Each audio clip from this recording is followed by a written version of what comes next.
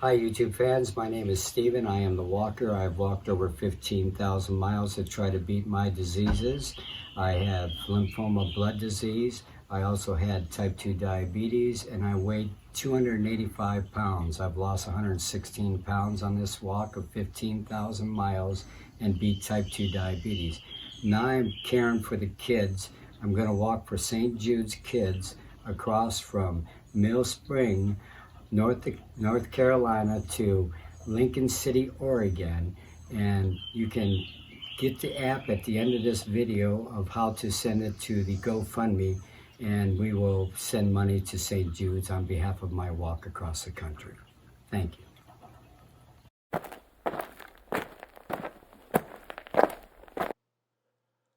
Cancer survivor makes stop in Mill Spring during cross-country trek on foot, by Tryon Daily Bulletin writer Storme Smith.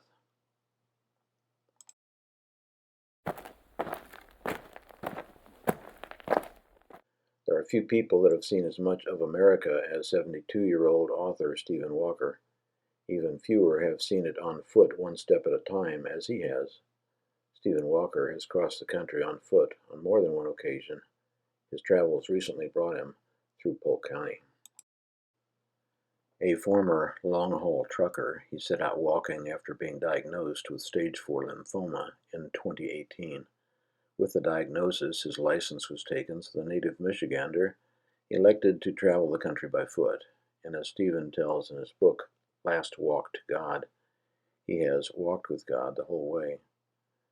Stephen has recently been walking his way to New York for a scheduled appearance on the Today Show on July 18, which led him looking for a camping spot in Mill Spring near the driveway of Brian and Pamela Crissey.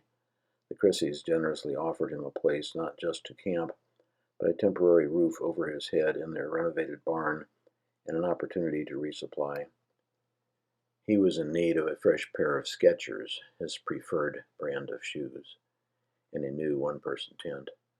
Despite cancer, he travels usually from 5 a.m. to 5 p.m. with little to no pain. The pain tends to catch up with him at the end of the day.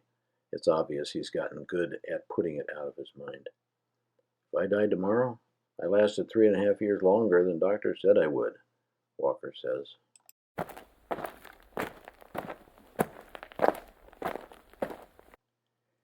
He ends his days with a good meal, as he uses survival meal kits that he rations out to last him 15 days per stretch. He also winds down with a good movie. A close friend downloaded 30 movies on a memory card for him, and after a good night's sleep and a bowl of oatmeal, he's on the road again. The well-traveled storyteller walked his way up Highway 9 into Polk County from Hilton Head, South Carolina. He is now off to another place, another road, and possibly another story for his next book, which will tell of his trials and travels during the pandemic. His stories of spending time with the nomads in Ehrenberg, Arizona, were recently made famous by the Academy Award-winning film Nomadland.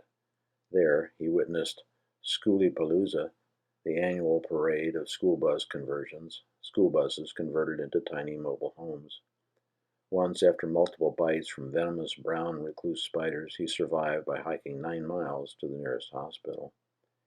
He has hiked his way across the Bonneville Salt Flats, encountered curious beavers in the Elkhorn Mountains, and made many friends along the way.